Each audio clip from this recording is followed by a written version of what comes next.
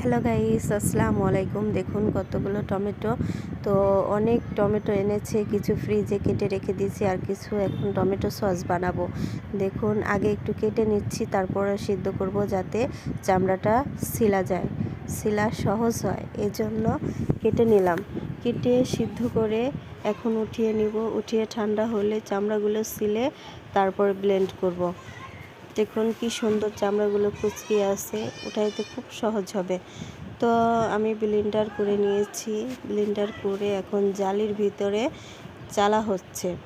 এই বিচিগুলো আলাদা করে নেওয়া হচ্ছে, কারণ বিচি দেওয়া যাবে না, টমেটো সসের ভিতরে বিচি দিলে ভালো লাগে না।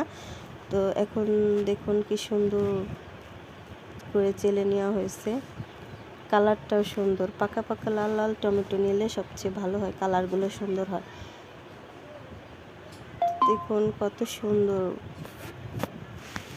তো এখন এগুলো আমি তেলে চুলায় নিব, কিন্তু ওইটা আমি ভিডিও করতে পারিনি তাড়াহুড়ার কারণে।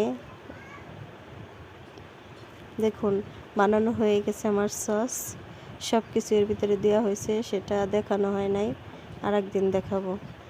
তো দেখুন এখন আমি এগুলো কাচের বয়ামে রেখে দিব, রেখে ফ্রিজে রাখবো, 12 মাস খাবো। আপনারাও বাড়িতে এভাবে বানাবেন।